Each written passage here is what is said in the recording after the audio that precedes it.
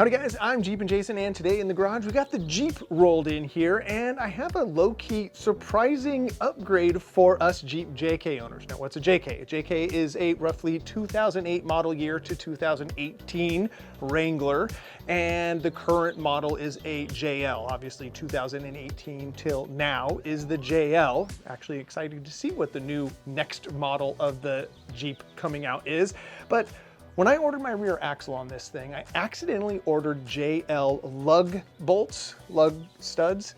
It's gonna be almost impossible to get through this video without a whole bunch of that's what she says, but I'll do my best here.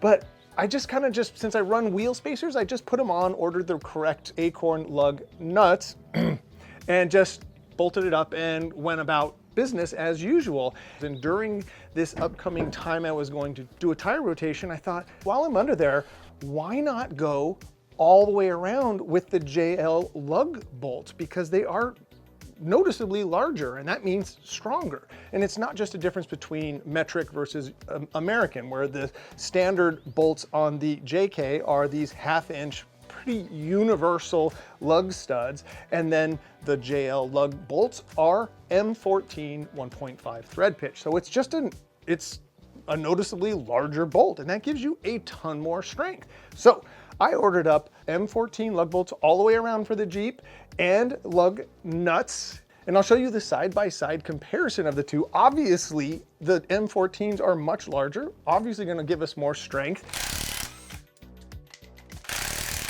And I'm gonna do some experimentations where I pull the 1.5-inch wheel spacers off and narrow up the stance on this thing and just kind of refine it a little bit more. That's part of the fun of owning a Jeep, not just the wheeling it, since I'm far in between my wheeling trips at the moment. But I'm gonna show you how for under $100, you can order all new giant JL lug studs, lug nuts, and this cool little $9 tool is all you need to really do this. But let's just get to it. There's a little bit of elbow grease involved, and I'll walk you through. We're gonna get to the front here, and I'll show you start to finish on how to punch out the old stock lug bolts and install your brand new beefy new JL lug bolt. Let's get going. We need to get the brake caliper out of the way first. So remove both bracket bolts from the knuckle. I've seen comments in the past stating that using red Loctite on these bolts makes them unserviceable. I don't really have that issue here and like the peace of mind. I'll just wire wheel the threads clean again and reinstall. Then hang the caliper and bracket assembly nearby so you don't stress the brake lines, and remove the brake rotor. So now all we have to do is knock these things out of our hub flange here, and that knurled end is just press fit into that hub right there. And that's where you could either take a big hammer or a punch. I'll do one demonstration with the hammer, and then since I have an air punch right here, I'm gonna use an air hammer. I'm gonna use that for the rest, but demonstration.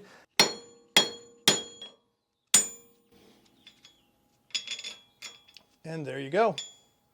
But the fun way is with a air hammer, and you just come in here and give it a little. See how quick and fun that makes that. So what I've noticed immediately is that since our new lug studs are longer, they don't fit right back into the hole. And I've moved the flange all the way around, and I found like nothing down here. I found that the closest part to where they'll fit is over on this side. And now what we're gonna do is I'm actually just gonna grind a little bit of material off of my reed knuckle here.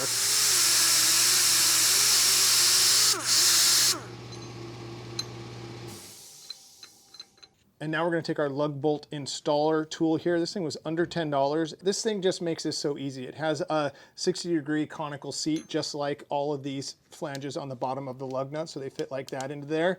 So that goes on, go like this, go like this. Now you can see how that just will help spin and make this as easy and low impact as possible. Speaking of low impact, we'll take our impact gun. Watch this part of the bolt pull up tight here. Now I do that until this gun stops at 150 foot-pounds of torque. Buzz that off. I put a little bit of WD or Toolbox Buddy on the threads here, just since we're gonna really be pushing up against those. And now we have that sucker installed.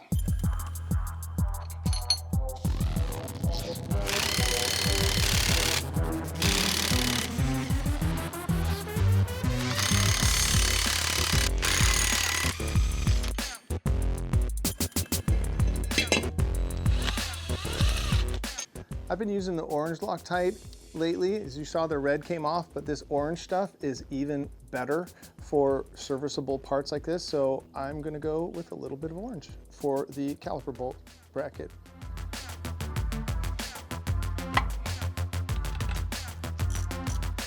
Caliper bracket bolts get tightened to 120 foot-pounds.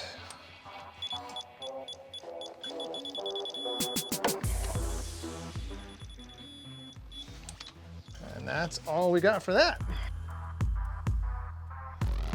So both of the lug nuts have the 60-degree conical edge here that fits right into these things. And these larger JL ones just look beefier and look like they fill the space way better. I'm gonna like those.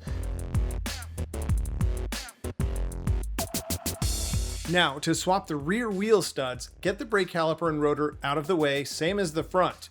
But here you'll find the parking brake shoes blocking the install of the longer lug studs. Don't panic, simply remove the 4 bolts on the inside of the bearing flange, and you can slide the axle out enough to allow room for your new studs, and then reassemble.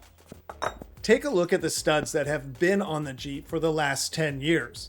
They work fine, but I figured a fresh set of even larger units would be a nice foundational upgrade.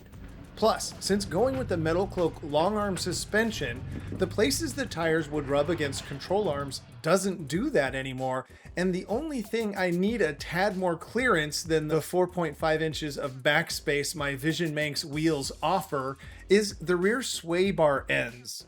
So I grabbed a set of 1/4 inch wheel spacers and slapped them on instead of the 1.5 inch dudes. And darn it, I'll have to take it out for another test run and bash it on some rocks to see if this will be the sweet setup from here on. But I'm liking what I'm seeing clearance-wise so far.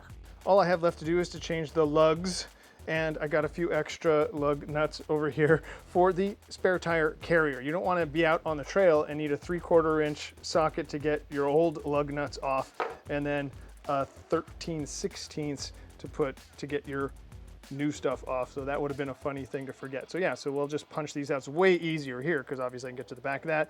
So I'll punch those in, press in the new stuff, and that'll be done. Another good tip is never just tighten any one single lug nut all the way tight. I do a cross pattern and slowly tighten everything down.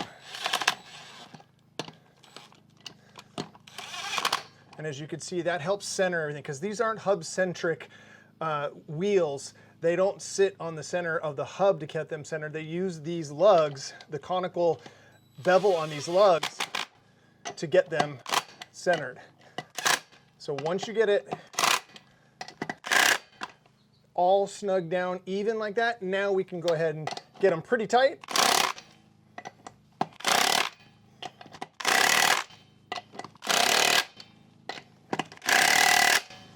Then once it's on the ground, I'll torque these to 105 foot-pounds, and that's what this forged wheel is happy with.